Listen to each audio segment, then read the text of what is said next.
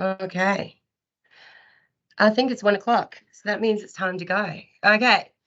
So, Yama, my name is Natalie Lewis. I am a Gamilaroi Yinna, and I am the Commissioner with the Queensland Family and Child Commission. Thank you all so much for joining us today. I wanted to start off by saying that I'm here in my office on the lands of the Yagara and Turrbal people. I want to pay my respects to their elders and thank them for their custodianship of these lands on which I have grown up and which I've raised my own children. And it's my hope that my children hold as steadfast in terms of the importance of our culture, our language, and our connection to land, as the leadership of the Yagara and Turrbal people have shown us so generously, for hundreds of years here. So I want to just start off. I know I've got to do some housekeeping, which kind of feels weird on an online setting, but just a reminder that if you've got any internet type of connections issues, if you want to keep your cameras off and your mics muted, we will make time for questions at the end. And if you'd like to use the chat function just to add any questions, but Tennille and I'll be going through those to make sure that we can get to them as quickly as possible. If we can't, we do commit that we will capture all of those questions and provide you all with a copy of the recording and of responses to each of those questions after the webinar today. Although if you've got lots of questions, it might take us 24 hours. So anyway, look, I have to start off today by saying that I appreciate the irony of having a webinar today to launch our child rights report on the same day that our government has decided to override the Queensland Human Rights Act in relation to children for a second time.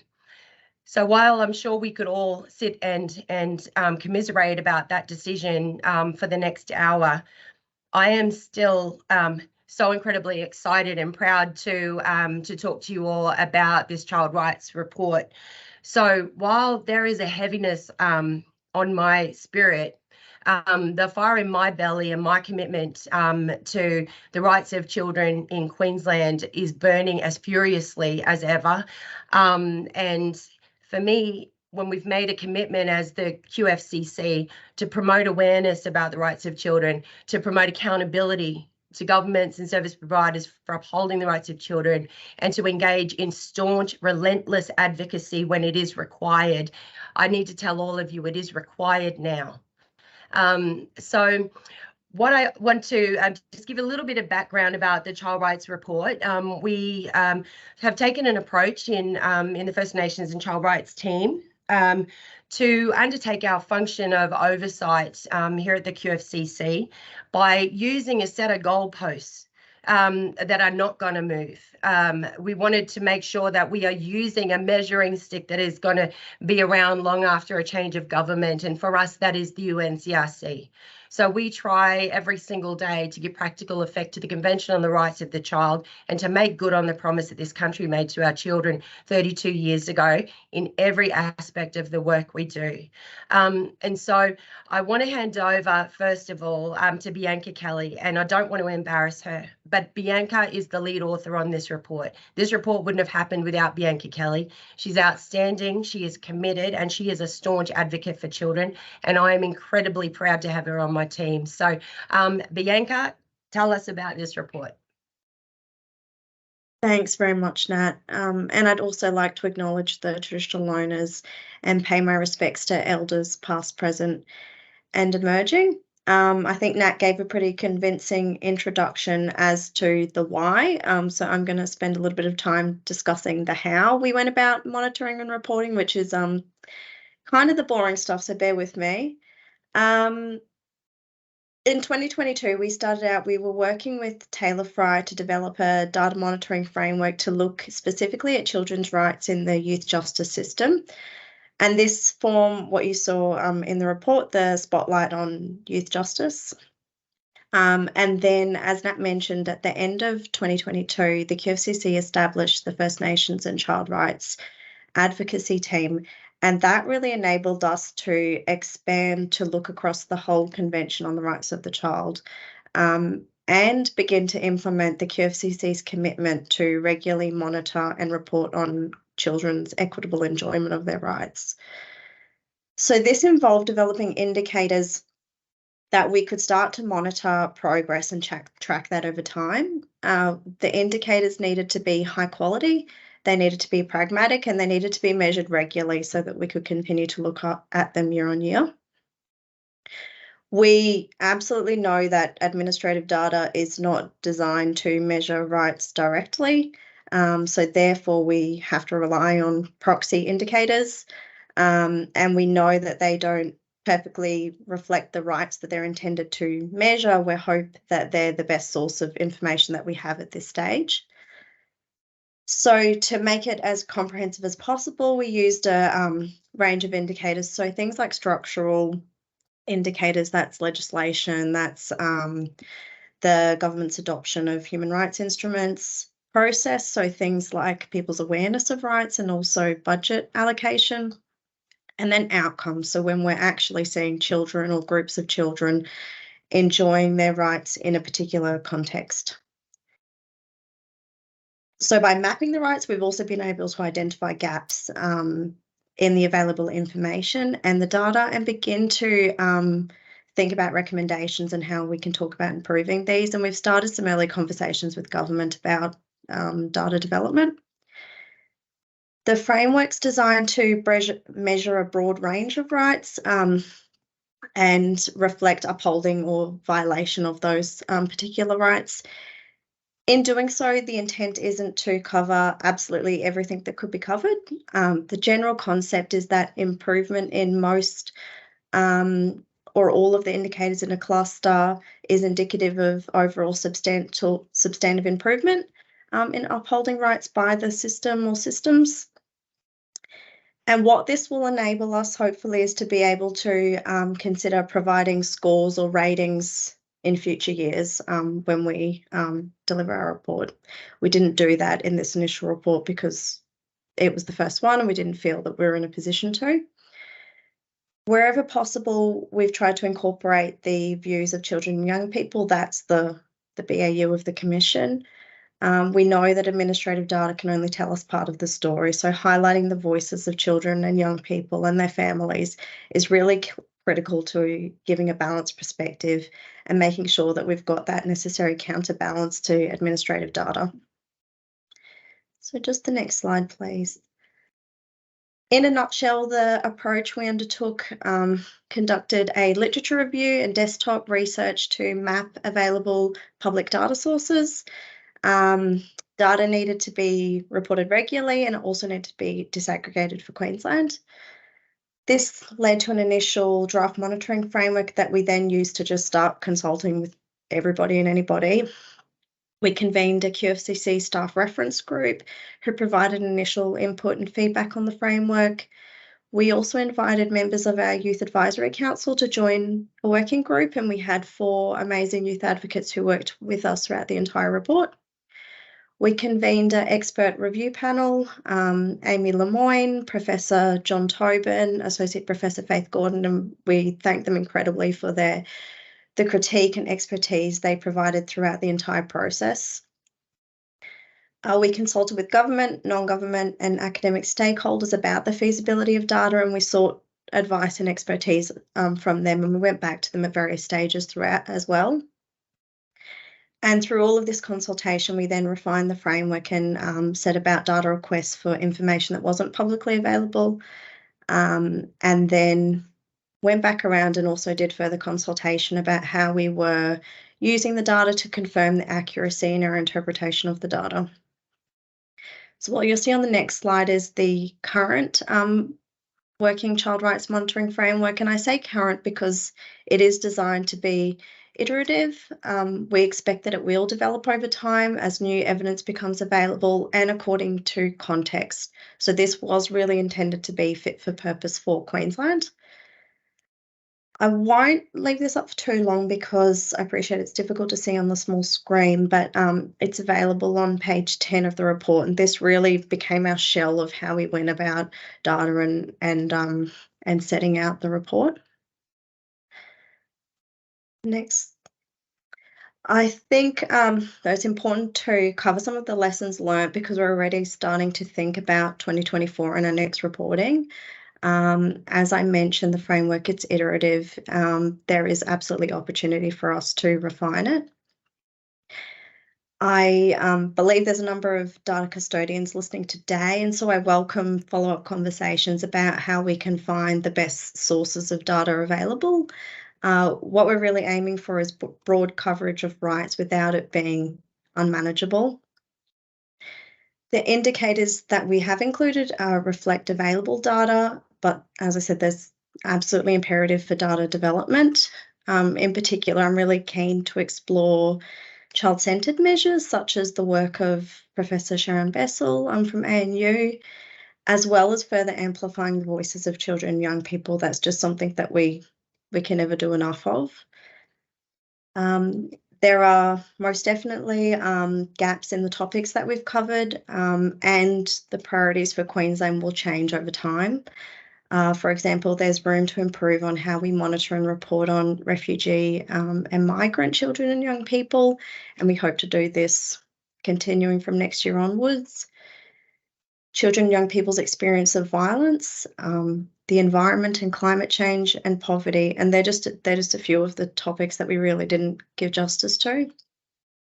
But ultimately, for us, this was a starting point. The secondary objective was really about raising awareness of children's rights and starting to build that culture of everyday accountability across government, the sector and community. And I think having such a fantastic turnout today is a really positive sign that we can help start to bring that to life. So I'll finish there and save questions for the end. Thank you. Thank you, Bianca. And as Bianca mentioned, this was sort of a first crack for us, and we want to build on this every year. And what's been really encouraging is, though, even though we just released the report online on Monday, we've actually been receiving lots of emails and requests to be directly involved next year. So we recognise that we have sort of this systemic oversight. We have a particular vantage point, but there are many different organisations that absolutely have expertise and are best placed, to make comment on particular issues that are relevant to their work. So we really do invite participation. I think there's a real strength in the collaboration of different groups, different organisations in pulling together, ever more comprehensive perspective around the rights of children in Queensland. So yeah, we certainly encourage people to continue to engage with us, and we look forward to partnering some more. I want to now just introduce Professor John Tobin. Most of you will know John, if not know of John, and he has absolutely been an inspiration and a source of support for us on this journey. And Bianca mentioned that, yes, John was a member of our expert advisory group, but he's been so incredibly generous in making himself available, not for the just for the purposes of this program of work, but to the QFCC in its entirety, because we are absolutely committed to build the expertise of the organisation, their level of comfort and confidence in engaging with the UNCRC as a practical instrument. So thank you very much, John, and I'm going to hand over to you. Thanks so much, Nat. I'm hoping you can hear me clearly. I feel a bit privileged and overwhelmed to be part of this as well, but I'd like to start obviously by acknowledging that I'm joining today from Melbourne on the lands of the Wurundjeri Wurrung people, the Kulin Nation. I want to pay my respects to the elders past, present, emerging. I want to also acknowledge in a context like this, the overrepresentation of Indigenous children in the youth justice and childcare system, both in Queensland and of course across Australia as well.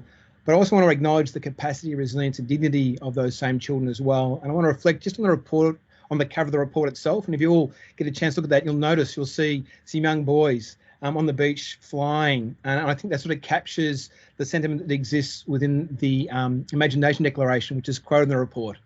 When you think of an Aboriginal or Torres Strait Islander child, or in fact any kid, imagine what's possible.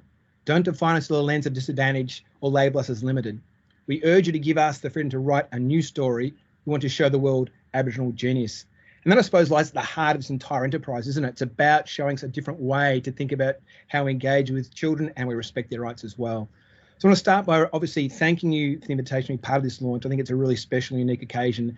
And to be a member of the advisory group as well, I feel both very privileged and honoured as well. It's also very exciting for me, someone who's worked in this field for over 20 years, and not everyone engages with children's rights. And no question that Natalie and her team have done that in a way that's quite extraordinary. So I want to start, I suppose, with a reflection about this journey. And my sense is that children need adults who will champion their rights. And as adults, we have to make a real seriously choice here. Do we actively promote and defend children's rights, or do we actively deny, dismiss, devalue and disregard those rights? And for each of us, the question is, well, where do we actually sit? Remembering, of course, that silence is in fact an action. And how, in fact, are children's rights valued within Queensland and within Australia more broadly as well? So like Natalie, my heart is absolutely filled with just both outrage and sadness when I read the report in The Guardian, with the Queensland government suspending the Human Rights Act to allow for the detention of children in watch houses.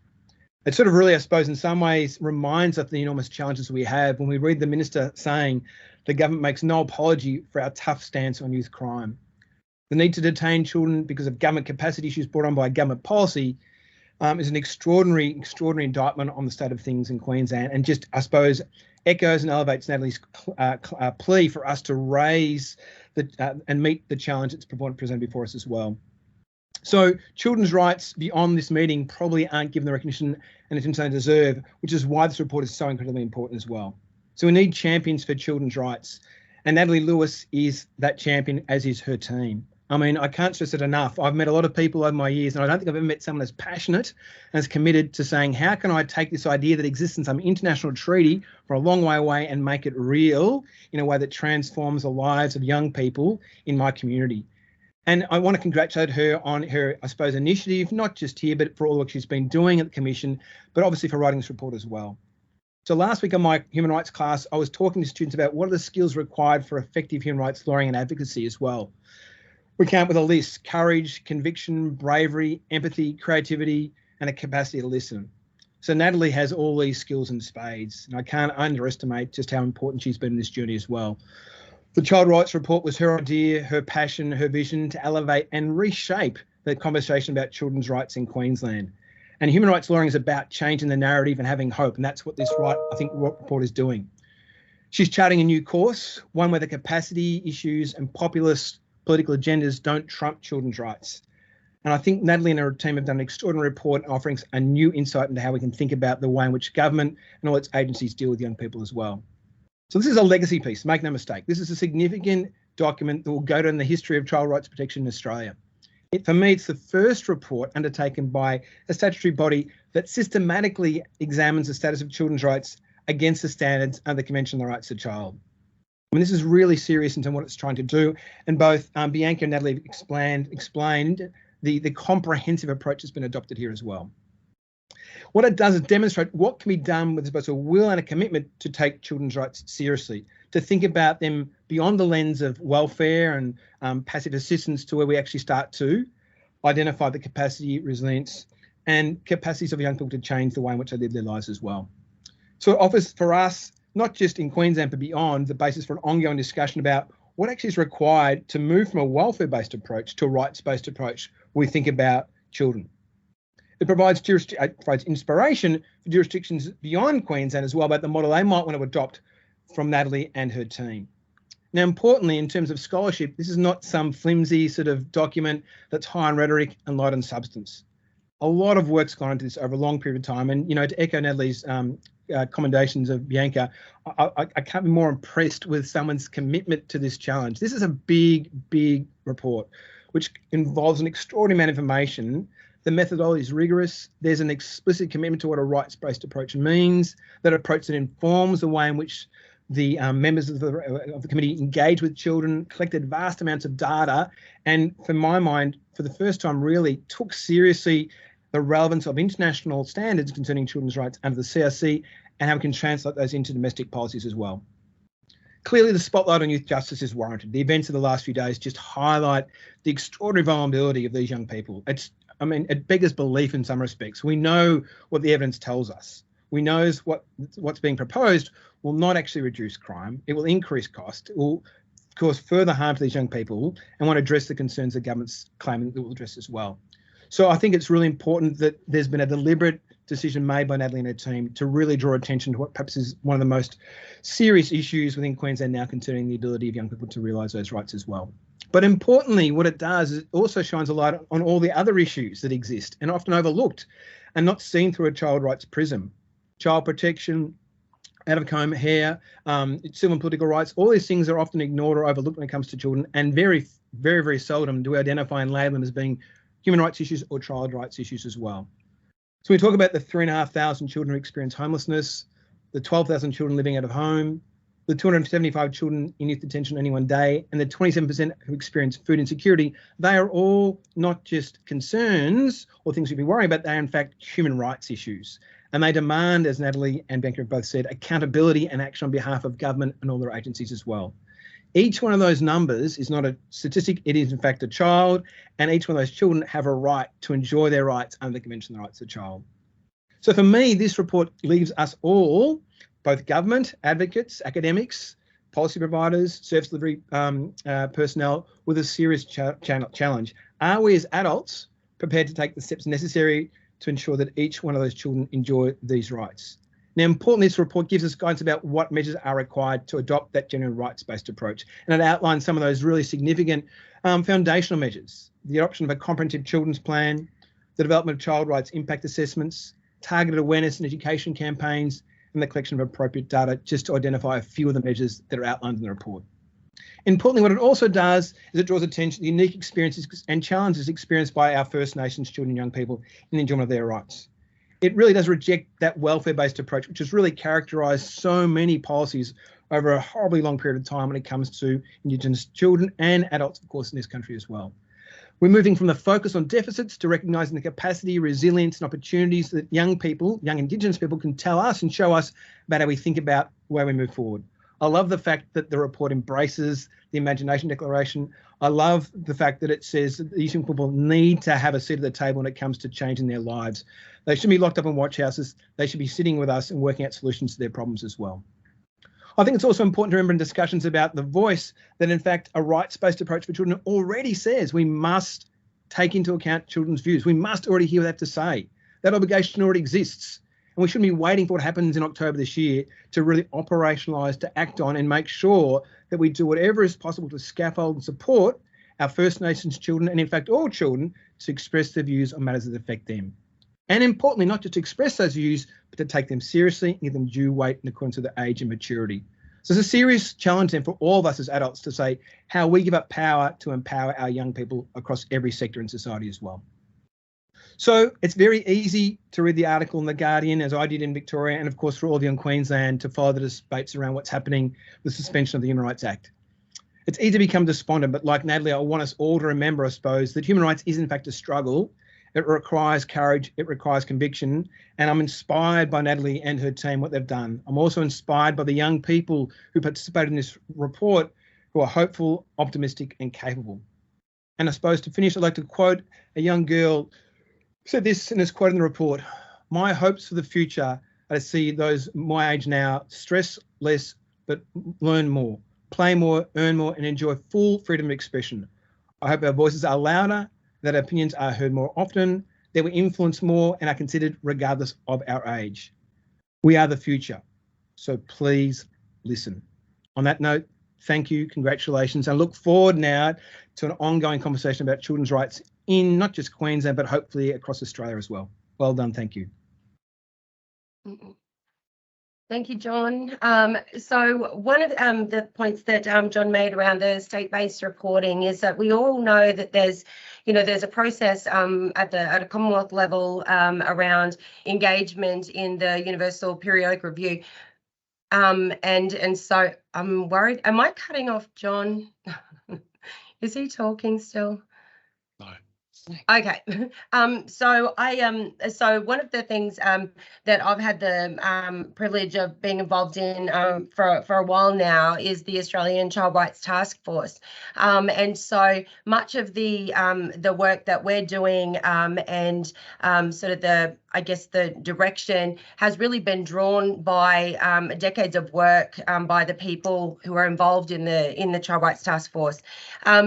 When we sort of observe what happens in terms of the civil society reporting internationally about Australia and about how well we're promoting and protecting the rights of children, it's probably one of the processes with the most integrity and that actually gives an honest account of how we're doing and what areas we need to improve on. And so the approach that we've taken in Queensland is we've said we don't need to wait on Commonwealth Government leadership to operate in this space. As particularly as children's commissioners, we do have a unique vantage point. We do have an authorising environment in providing oversight, and we do have an opportunity and an obligation to make sure that the narratives, the stories and the aspirations of children in Queensland in very unique circumstances, you know, that their stories make their way across the border and are actually highlighted rather than buried in the national narrative about how children are doing. So I think one of the things we're very keen to do is to shore up the process of us being able to, to table our state-based report in a way that complements or augments the incredible reporting that is done by civil society in the UPR process. So a person who has been a constant feature in the Australian Child Rights Task Force, but across the issue of child rights in this country for a very, very long time, and someone who I respect tremendously, James McDougall, is going to speak to us now around the perspective from the task force about the role of state-based reporting and the contribution that it can make. Thanks, James. Thank you, Nat, and welcome to everyone. I'm in Whadjuk Budha, Perth, Western Australia, so paying my respects to the Noongar people, the traditional owners of the land here. Really excited to join you all the way on the other side of the country for this particular event. And I just wanted to echo and endorse absolutely everything that John has said. I think this is a landmark moment. I think this is the most comprehensive child rights report at a state level that we have ever seen. And it's an exciting moment because hopefully it's going to be part of an ongoing conversation and really boost the conversation. I'll tell you a little bit about the Child Rights Task Force and what we've been doing and where this report sits in that context, and also have a look at, in that context, some of the most exciting features of what this Child Rights Report does and why it's so important. So the Child Rights Task Force has been around since about 2005, 2004, and has been involved in now 3 complete cycles of child rights reporting under the convention, and is a group of over 100 organisations and individuals who are committed to child rights and child rights reporting, and have supported that process by producing civil society and coordinating civil society's response and information that's provided to the United Nations Committee on the Rights of the Child, which monitors implementation of the convention internationally. So it sits within the context of this, that this particular report uses that framework.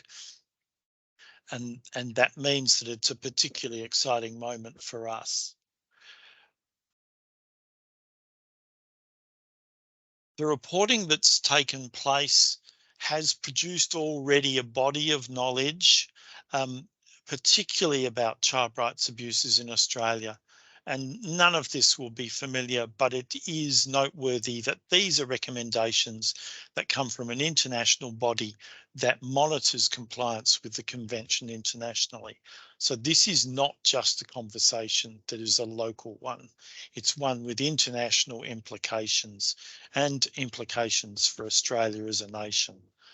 So these are some of the key recommendations that the committee have already made, and not just once, on a number of occasions. The reporting process has occurred and produced concluding observations, recommendations in 2006, 2012 and 2018-19. And we're about to embark upon the next cycle of reporting, which will produce another set of recommendations, probably in the next 2 years. So these recommendations look not only at the issues, but also at monitoring and implementation. And just to note the call for a national plan of action and the importance of better coordination, independent monitoring, resources and data collection, which picks up the point that Bianca has made about the importance of data development, that we can do better jobs in reporting, we can find better evidence, we can find better ways of making sure that children's views are embedded in the reporting that we do, so that their voices in fact are heard internationally and nationally as well. So through that process, we've also learnt some lessons, both in terms of the challenges to the reporting process, but also to the challenges to why child rights principles aren't given particular attention in Australia. And these are the issues that I want to explore in particular in the context of this report. It is built on accountability. As we've discussed, it's an international framework, international principles. They're not going to go away. There's a body of knowledge that's shared by people working in other countries around the same issues, developing solutions. And increasingly, it's something that people are recognising children have an absolutely critical role to play. It's the importance of lived experience that we see in a range of policy areas. It's equally as important that children's lived experience is respected and is used in building solutions to the problems that they face. But in Australia, we face a lack of institutional engagement. The number of people on this call, the number of bodies that are increasingly using child rights language, that are unafraid of using child rights language, is growing. But at an institutional level, there is still a lack of engagement. There is still a political resistance to the use of child rights principles, and that continues to make this work all the more important. But there's also this extraordinary lack of coordination and commitment to implementation between state and territory and federal governments. I was reflecting once again on what's been happening in Queensland in the last couple of days, and it's occurred to me that what we do see is state and territory governments with the ability to share, but what they're sharing is worst practice. What we're seeing in Queensland today, we've actually seen in Victoria and in Western Australia. Other states which have transferred children into adult detention facilities. States that have ignored when there has been judicial review of those actions, and have chosen a political solution rather than actually address the core problem. So there is an ability at state and territory level for coordination and sharing. It's just they're not sharing best practice, they're sharing worst practice. But the point remains that this is an opportunity for sharing best practice and good practice. So we turn to the report that Bianca and Natalie's team has produced and its significance. because it is built on all those issues. It's built on all that learning. It's built on accountability and ongoing learning about accountability. It has children at the centre of the policy work. They're at the centre of the work of the Queensland Family and Child Commission, and they're at the centre of this piece of work as well. And Natalie's work is all about institutional engagement, both at a state and at a national level. And this will be a powerful tool for us to support that work going forward. And it provides that opportunity for coordination and commitment between state and territory governments, and it leads to identify that the federal government has a role in this space. And part of the reason that it has a role is because it has responsibility for overseeing the implementation of the Convention on the Rights of the Child and other human rights instruments in Australia. So there's so much positive action and initiative that this report can trigger, and that is part of the reason why it's such a significant piece of work. Just to finish off is to bring you back to what John has shared with us.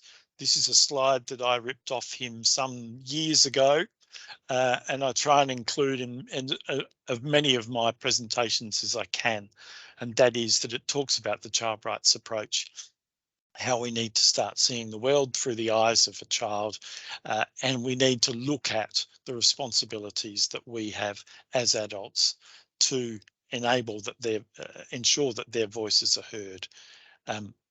So finally, from the Child Rights Task Force, talk a little bit of what we think we can do.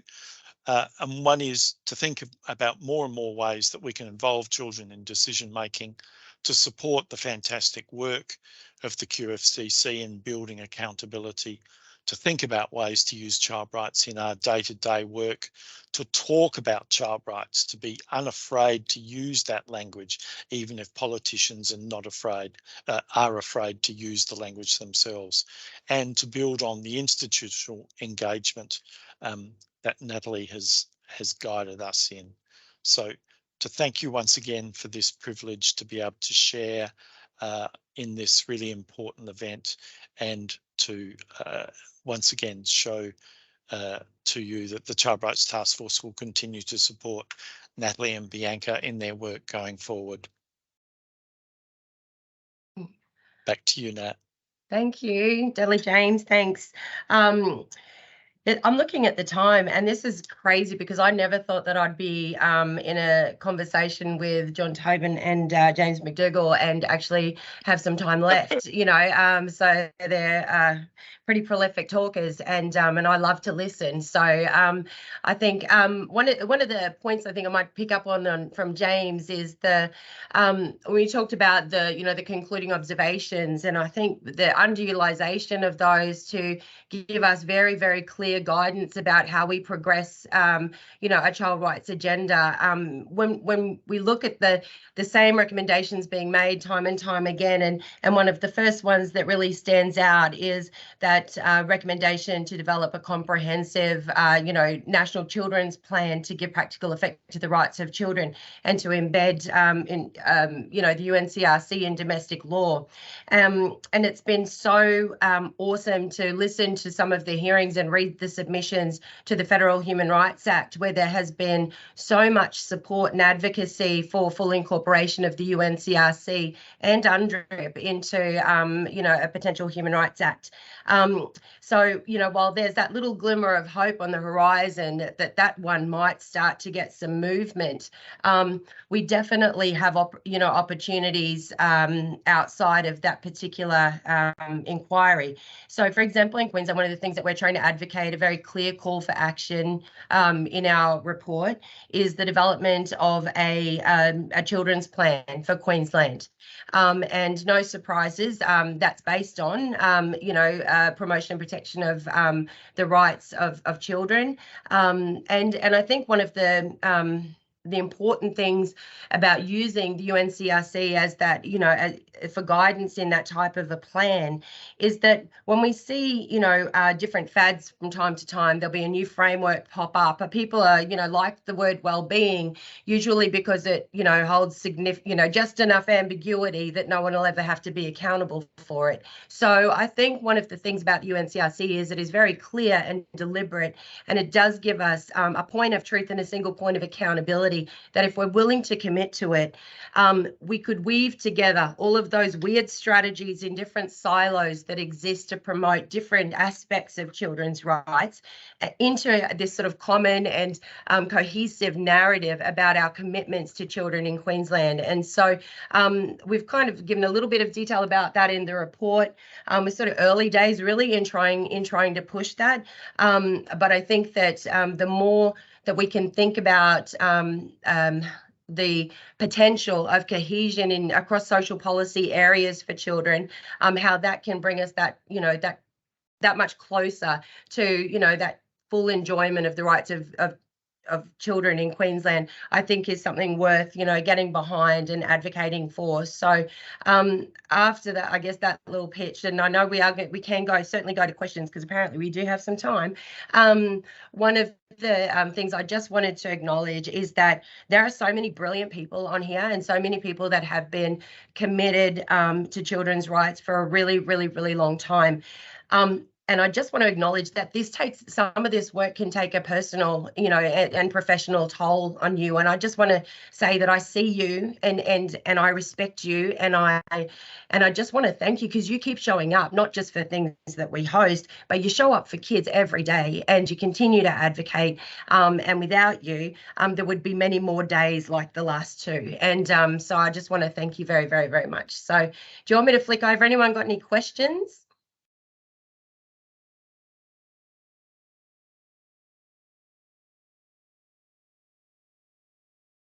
Hey, Natalie, it's Catherine Hayes from YAC here. I don't have a question, but I just want to say that we've already cited your report a couple of times in our work. It's just going to be such a good reference and a resource for us in our advocacy. We're just really grateful for you and your team producing it. We have already found it to be really valuable, and that's just in a couple of days. So thank you.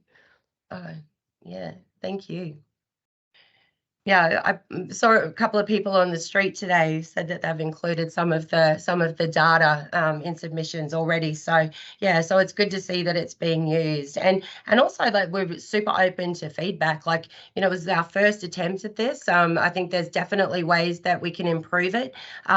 We definitely need to, you know, spend more time at the outset around really having a number of diverse strategies around the inclusion of children and young people's perspectives. So we definitely want to, you know, recalibrate and get the balance right for the next report. But certainly we're excited because, you know, we've had people from Multicultural Australia, for example, be really interested in leaning into this space, and they are the experts and are absolutely best placed. So we're very keen to support them in any way we can so that we add another dimension to this report, you know, next year. So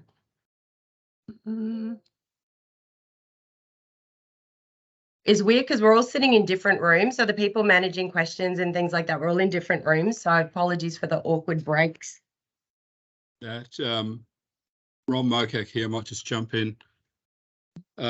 Just want to commend you on the report. I haven't yet read it in full, but very keen to continue our conversations in this final phase of the Closing the Gap review report and look at how the data and your findings and your recommendations might inform some of our work. So just in anticipation of further conversations between our officers and ourselves, but just wanted to commend the work here today. Thanks, Ron.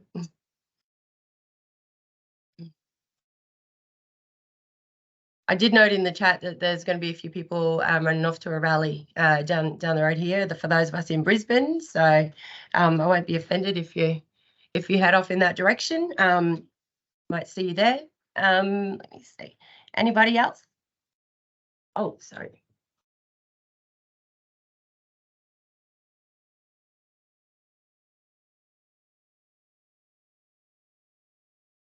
Yeah. Okay. Oh, sorry. All right. All right. So what we might do then, if we don't have any additional questions, I appreciate that everyone is super, super busy. I really value your time, and I thank you for, for logging in and for taking an interest in the report. If there's any questions that you have, anything, if you'd like us to organise briefings, if there's any ways that we can help, to promote this and to promote change within your organisations, then yeah, please feel free to reach out. All right. So thank you everyone for joining.